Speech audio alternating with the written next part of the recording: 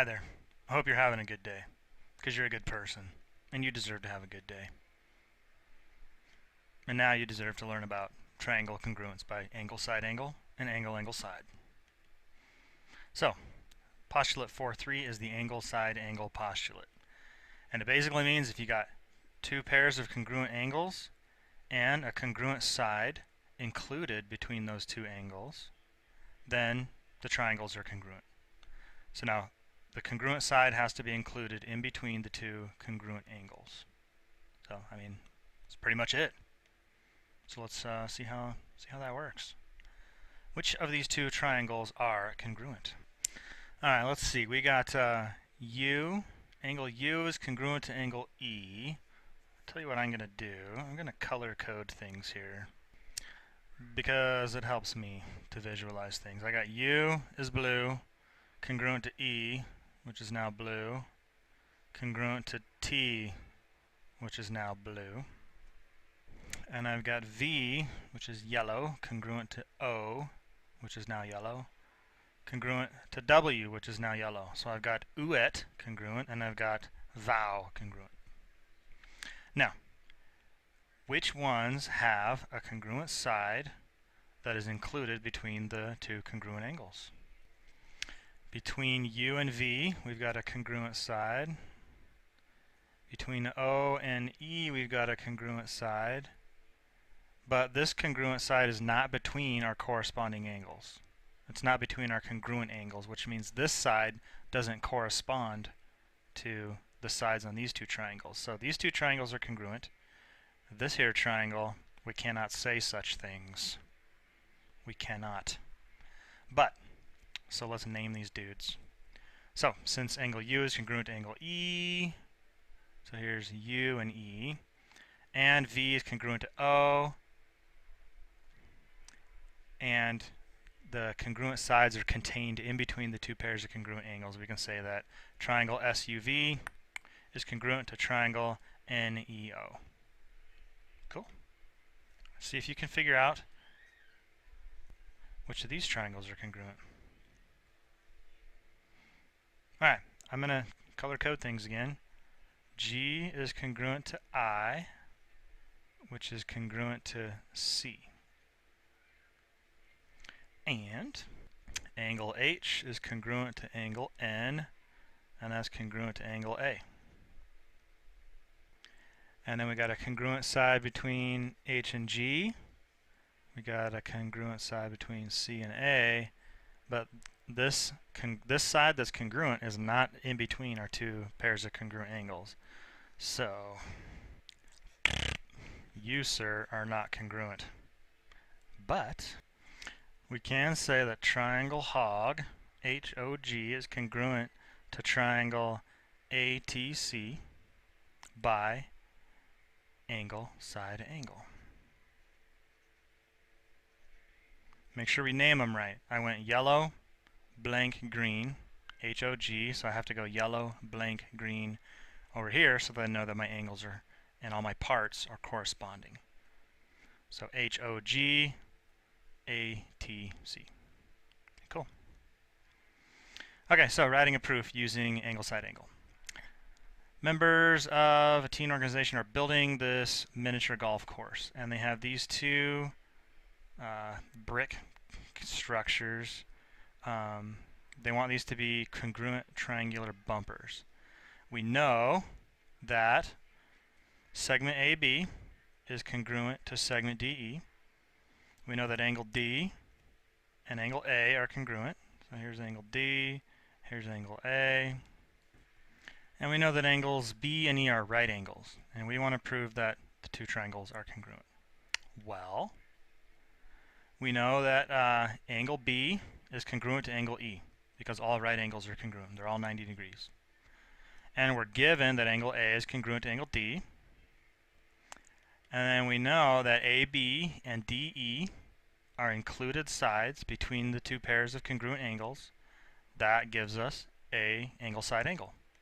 So, since we are given that AB is congruent, or segment AB is congruent to segment DE, we can now say that triangle ABC is congruent to triangle DEF by angle side angle. Alright, see if you can figure this proof out and push play when you're ready to see it happen. Okay, we are given that angle CAB is congruent to angle DAE.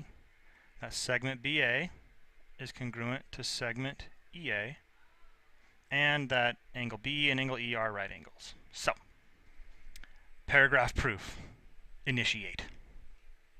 We are given that angle CAB is congruent to angle DAE.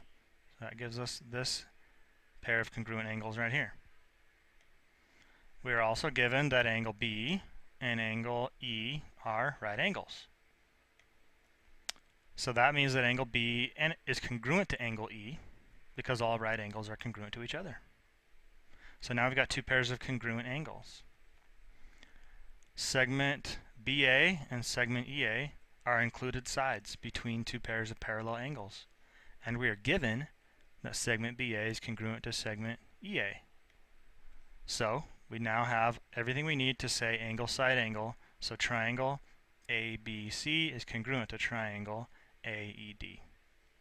Boom shakalaka. Oil spill, that's your secret phrase. So now we're going to do the angle side theorem. Angle side theorem says that if you have two congruent angles and you have a congruent side that's not included between those two congruent angles, then you can still say that it's congruent, that the two triangles are congruent. So now we angle side angle was angle and then the side between the two congruent angles. Angle side says two angles and any old side. One of the two sides that's not included between the two angles. Alright, so proof of that. Alright, we are given that angle A is congruent to angle D. We are given that angle B is congruent to angle E. And we are given that segment AC is congruent to segment DF, and we want to prove that the two triangles are congruent. Flow proof coming at ya. Angle A congruent to angle D, that is given. Angle B congruent to angle E, also given. Angle C congruent to angle F, third angle's theorem. Remember, if you have two congruent angles in two triangles, then the third angle is also congruent. Alright, now we got angle, which means that these two are the same shape, but are they the same size? We are given that AC is congruent to DF, so that gives us angle, side, angle. Angle, side, angle. So now we can say that the two triangles are congruent by angle, side, angle. Bada boom, bada bing. QED. Brother. Alright, so how are we going to write a proof using angle, side? We will be given that angle M is congruent to angle K, and that segment WM is parallel to segment RK. And we want to prove that triangle WMR is congruent to triangle RQY. So we usually start with something that's given. Let's start with, hey, we're given these two angles are congruent. Hey, we're also given that these two segments are congruent. Alright, well, what do parallel lines and transversals do for me? They give me the fact that angle MWR is congruent to angle KRW. And what is that? That is, if two lines are parallel, two parallel lines cut by a transversal, alternate interior angles are congruent. So those are your alternate interior angles that are congruent. We know by the reflexive property of congruence that WR is congruent to itself. So what do we got now? We've got angle, side, angle, side. So now we can say that triangle WMR is congruent to triangle RKW by angle, side. So, see if you can do this proof.